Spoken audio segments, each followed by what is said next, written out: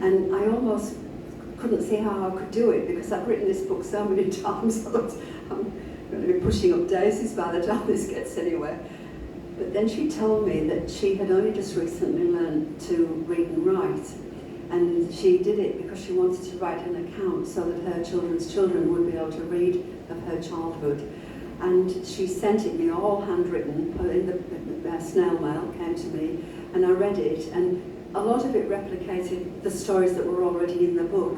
But I felt, and I said to the editor, please let me use it, because this woman has spent her whole life not being able to read and write, and the whole purpose of doing this is so that people could read her stories in future.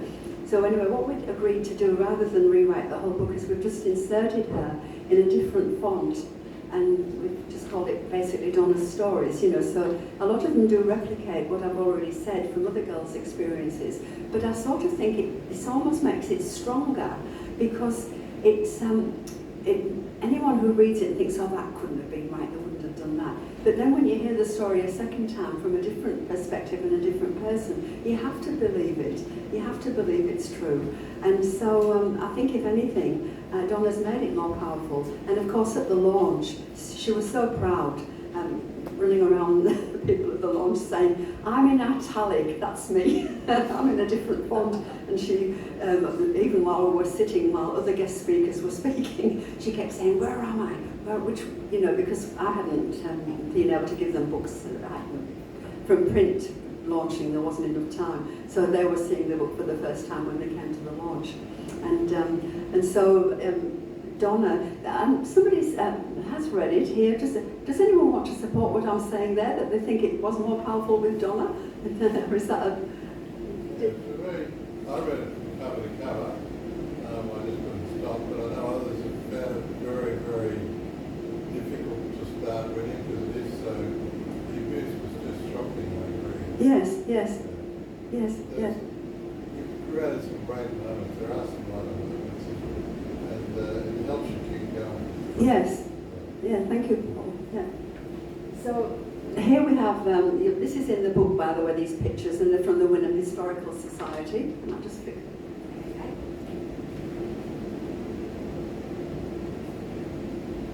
The main character is Helen, known as Bobby in the orphanage, and here she is. That top one, the left-hand side, is her at the Eka, and then here she is when she first got out of Nazareth House, and she finally did find her mother, and so here is her mother that she finally found. Unfortunately, her mother was an alcoholic, so it was very disappointing, but nevertheless, she went on a pilgrimage and tracked her mother down. And because hers was quite an unusual story, in that she was born in far north Queensland, and the girl was substantially older, I'm not sure, probably 20, 21, but the father was just finished high school, and he was the child of a very wealthy family, and the grandmother adopted the baby because the mother was an alcoholic and wasn't taking good care of her. So grandma swept around in her car and basically kidnapped her, and then because of the where the mother was living, and she was an alcoholic, she wasn't looking after and taking good care of the baby, and so Helen was being raised by her paternal grandmother. But when she was 2, her paternal grandmother, who was French, what we've decided, Helen and I, is that at 2 years old, if you've had children of your own, that's when they start running around and having an opinion of their own, so it gets harder work. And I can imagine her grandmother thinking, this is more than I'm meant to take on. So she drove her to Brisbane so that the mother couldn't find her. And then imagined that Nazareth House, she thought it was an exclusive boarding school, Catholic boarding school, where she would be brought up and educated. And even though that almost seems unbelievable, and she paid £40 a week for her care, even that sounded unbelievable, but I've been able to do my research, and it's all, as I say, it's all true. And as a result of the distance, she could only get to see Helen once or twice a year, and of course a nun was always present, so there was no way children could speak out because someone was always present. So now we're going to get back to how did it ever get published. Oh no, I didn't give you the history, did I? Just in case you're interested, the land was purchased in 1918, 60 acres, for $5,000. I'm not sure whether that's pounds or dollars, but in the Wynnum Historical it does say dollars, so I've kept it faithful. In 1924, the foundation stone was blessed by the Archbishop Duig, and the building was completed in 1924, and the accepted tender for the building was £44,200 for the original Nazareth House building to be built.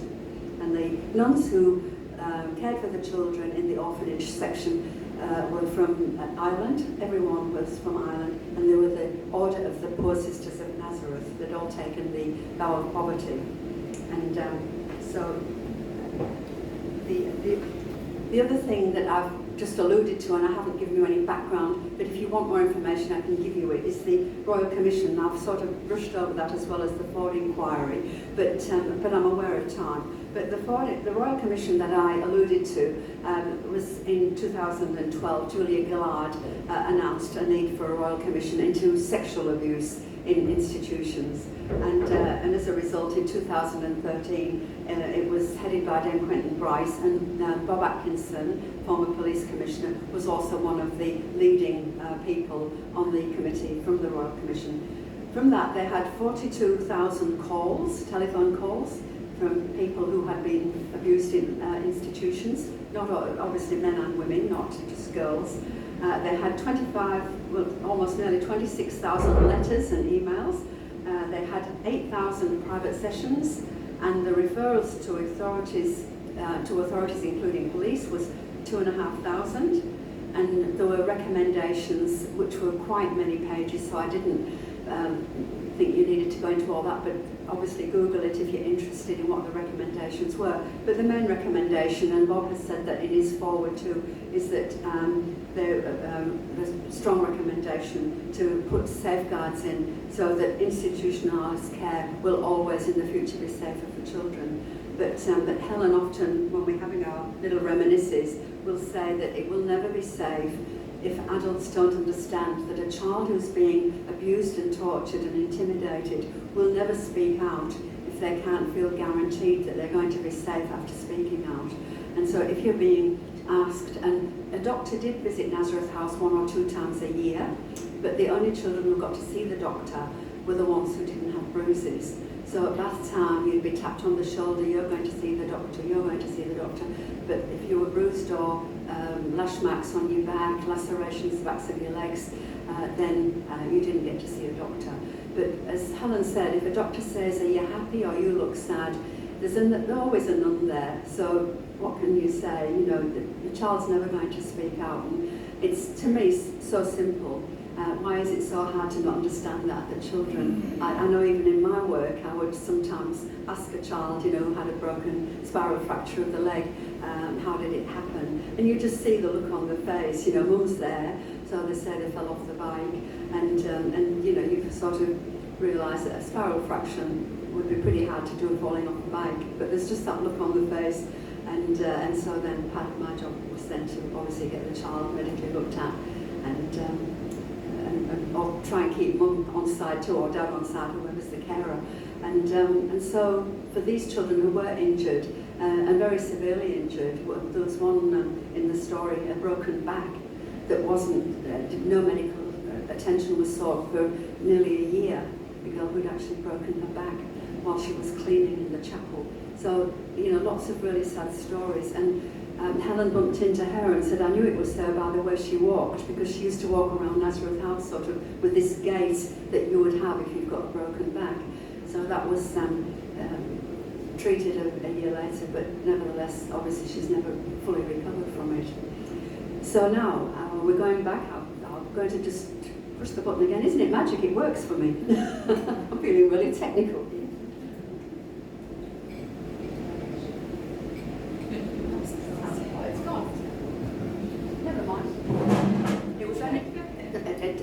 Oh, it's back again. What did you want to do, Fitz? We can leave it it like that now because I was just going to put Back to Nazareth House, but let's not waste time. Let's get straight on to how it got published. So Bob Atkinson read it, said it had to be published, and I could not get a publisher. But then the National Redress Scheme, and I wouldn't have known about this except Queensland Writers saw it and said, you know, there's some money for people who are working with victims of institutionalised abuse. I didn't think I'd get it because I thought I've already worked with them really. I can't say I'm working with them. I've already done that over 25 years. So, but anyway, I submitted my application and I got a grant of $10,000, which didn't come to me, it came to Queensland Writers Centre, who then paid for the editor, who I asked if my mentor, if she would be my editor, and then we paid to have it published. So at the launch we had 250 copies, that was our $10,000 gone. I think there was a little bit of change got sent back, but nevertheless 250 copies. And I think even then Queensland Writers Centre thought we might be flat out getting rid of them. But anybody who's been in an orphanage were given a free copy. And after the launch, I had a box full I brought home with me, and I started going around bookshops. No bookshop was interested. This was September last year. But one bookshop in Wynnum, Gigglefit Grammar, who's going to go down as a legend now, it's a second-hand bookshop, but he said he'd take 5.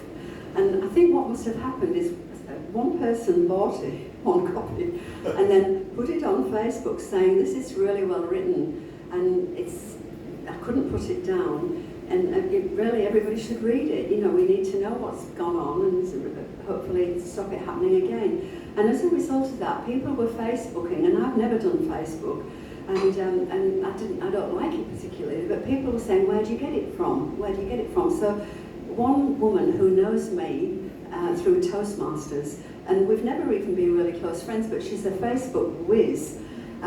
Started saying to people, I know her and I'm seeing her on Tuesday night, so if you let me know, I'll get some off her and you can come to my house and pick them up.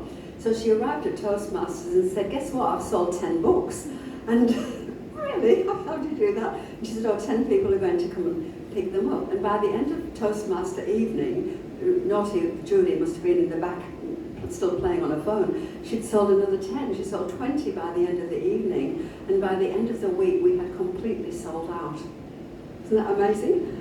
And so then we had to order more, but because I'd given a lot away, and I still do give them away to anyone who, well, I'll get onto that. So what we did was, Richard and I, this is my husband and me, we put the difference money onto what we'd got in cash to then print 500 copies, because by the time I'd got the order placed for 500 copies, we already had back orders of 200 people wanting this book, thanks to Judy. And so we had open author signing times, and at her place, 100 people arriving on Saturday morning, signing away, and in 12 weeks we sold 1,100 copies. We've had 2 lots of 500 print, and now I'm getting very low down, and I'm starting to think, I wish I could push it a bit further afield. I wish I could still get a publisher, because I don't really want to be a bookseller. You know, I really want to be a writer, but at this stage I still haven't landed a publisher. If you know anybody, let me know, because it's obviously a book worth reading, and it needs to get beyond Brisbane, and I'd be absolutely delighted if that could happen. There is the ability for it to become an e-book, but I'm still old-fashioned, and I really like a book, and I like the smell of books too.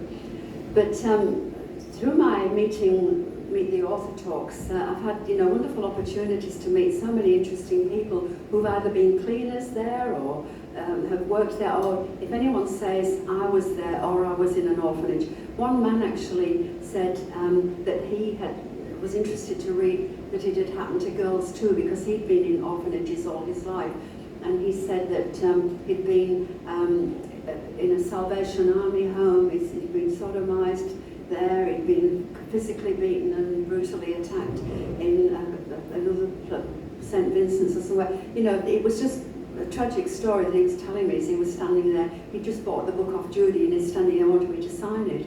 And I said to him, would you allow me to gift this to you, because I would like to give it to anyone who's been through an experience such as yours. And so Judy, gave him his, and he didn't want, he said, oh, you don't have to do that. And I said, no, I do because I wrote this book for you.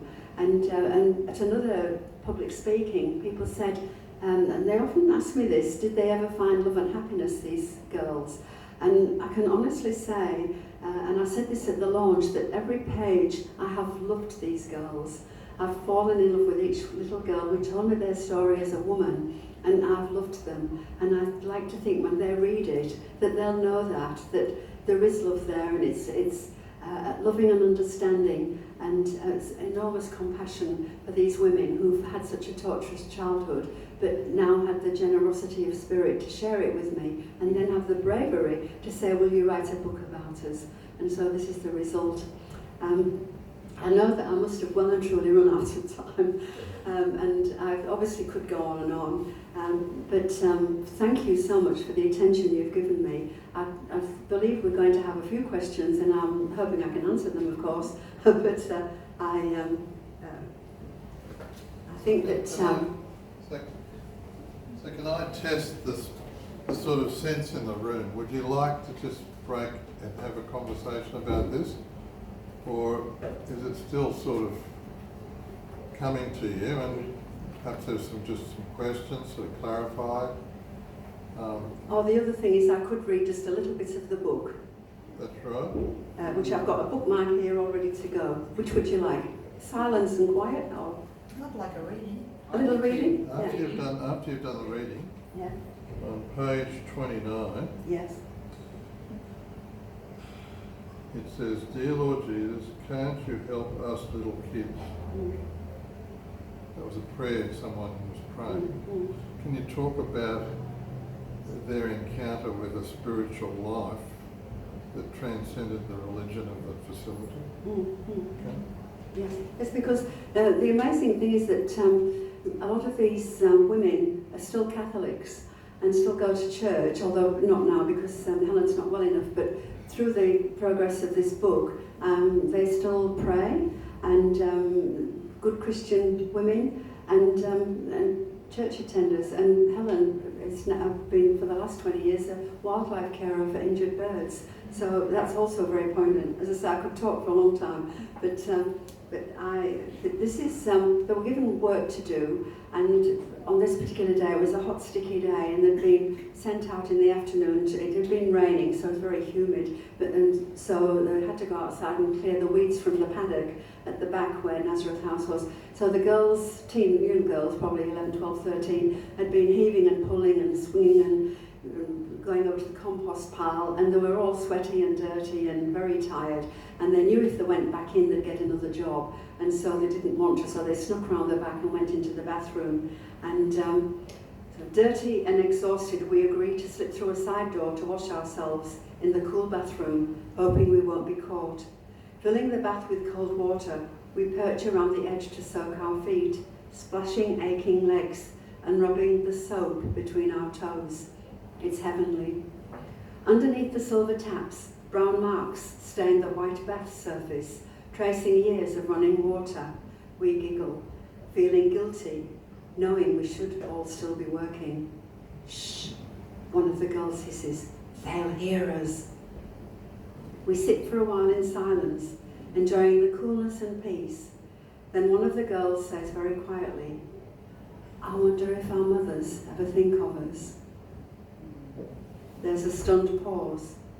We all look as if a ghost has crept in, thinking our own thoughts, recalling our own memories. The girl who spoke starts to cry. Another girl reaches out to touch her. I don't have a mother, I tell them. You must have, one girl whispers. Everybody has a mother. Well, I don't. I only have a grandma. The girls watch me as my eyes fill with tears.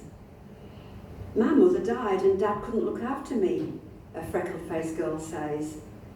My mummy left me with Dad, says Frances. He was married to another lady and she had some boys. Dad didn't want me there, so I had to go. My dad didn't come home from work and Mum went looking for him. The baby wouldn't stop crying, so a policeman came and took us away, another girl adds. The lifetime of silence which formed our childhoods is broken. Suddenly we're sharing our childish memories. Tears pour out, tears of loneliness and aching hearts. It is my first experience of connection. It feels strange, the mixture of sadness and affection I share with these girls. The hunger in me wells up, like a dam bursting its banks. I cry till I've no more tears left. Here we are, a line of girls, sitting on the edge of a bath that's as cold and hard as our lives. We knew nothing of each other before this brief moment, shared on a hot Sunday afternoon at Nazareth. And page 29. But what I've done is, because Helen is the main character, and so she's in the first person when I'm writing about her. So a lot of her, the woman I know, if I say anything like, "Oh, I think I'm getting a cold," she always says, "Oh, I'll pray for you," and prayer is always the first port of call for anything. So even the injured birds all get prayed for. She's got them all on her veranda. She's even got some in the house on branches. She's an amazing woman, and she says things to me like, she's so convinced that God led her into looking after wildlife. She's got crippled hands because of injuries sustained, and so she can't hold a pen and write. But she actually said to me that God has given her these crippled hands so that she can nurse a bird, even a baby bird, and she would never be able to crush it because she doesn't have the pressure on her fingers. But she has sufficient ability to, with a little dropper, drop something into the bird's beak if it needs medicine, or a worm. She makes her own mealworms. They're on the dining table. You eat at one end, the mealworms are on the other end. and she says things to me and she always involves her absolute firm belief that God's led her to this position now of caring for birds, to the point of even to have the crippled hands. And she just has this unshakable faith that she's in the right spot, that everything will turn out well, everything will turn out right. And she's got this amazing ability to love, which, and it can only be through the love she's received through her faith, because she wasn't loved as a child. And yet she said to me once, which really brought a tear to my eye, she'd been looking after an injured baby bird that fell out, well, we think a cat might have got it, but anyway, she was looking after it, and the mother bird had heard the distress of its baby bird, and so it was coming onto the veranda where she lives, where she was feeding and looking after this little baby bird, and she said, the mother bird would kiss that baby bird's head at least 2,000 times a second. And she said it, and I got a tear because I thought, here's a woman who's never ever had her head kissed. And even her marriage was violent. So even the sex was violent. So when we've talked about sex as women do, because I have never known her as a married woman, I've known her as a single woman raising 2 kids.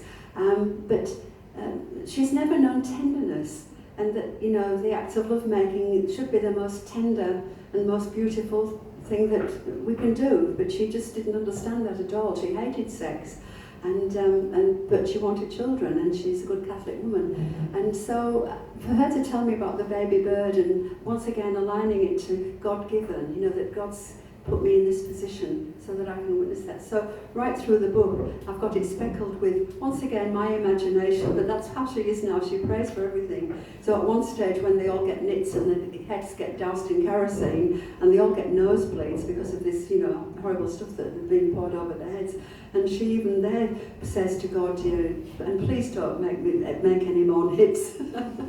She prays to God, which is what she does in life now as an adult. She prays for. In fact, she said to me this week, "Why couldn't God have sent that earthquake to Turkey?"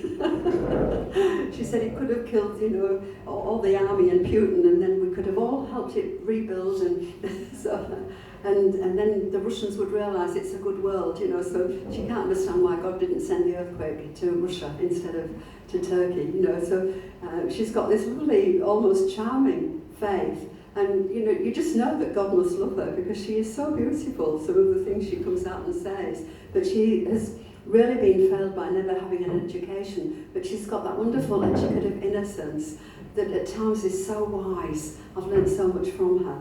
And so that's where Helen's coming from that point of view that all through that torture, God was there, he never left her side, and that's how she's managed to survive.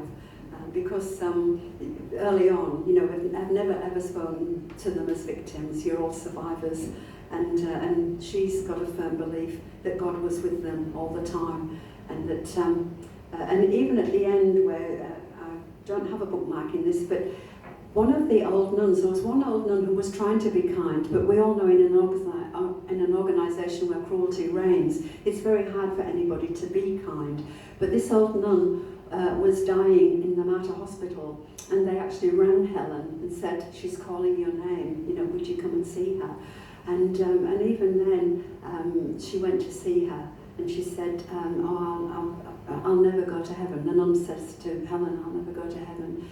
And she said, and Helen tried to comfort her by saying, I'm sure you will, you know, that she tried to give her that Christian comfort, and basically, you know, held her hand. And Frances, another one, this is Frances here, that's Bobby, Helen there, the one with bows, and then next to is Frances. Frances died 2 weeks before this book came from the printer. Could not believe it. We were so close to having a book, and I got the message that she was back in hospital again and failing fast, and I couldn't get there that night, so I rang, and the nurse put the phone to her ear. She was sort of in a coma, but the nurse was amazed the minute I said, it's me, it's Tess. She said, oh, she knows you. She said, I can see she knows you. She's really excited. And I said, you know, I'm sorry that you're not going to be here for the book, but believe you me, your story will live on, and your children will have books, and your grandchildren to hold in their hands, and you'll never be forgotten. And then Helen, who couldn't get there that night either, she went the next morning. I couldn't get there the next morning, but you know, she was still alive the next morning, and Helen sat with her all morning and held her hand, and she said, we had a lovely talk, and she said, every now and then I knew her eyelids were fluttering, and I knew she was hearing me. And then she said, I gave her a kiss and said, this is goodbye, but not forever. We'll meet again. And by the time she got to her car, her mobile phone rang, and it was the hospital to say she'd passed away. So there was a friend who really had just stayed alive, I really believe, and so does Helen, you know, so that they could say their goodbyes and kiss each other, have a kiss and a hug. And Paul, is that satisfying you, what I'm saying, or is there anything else that you'd like me to expand on?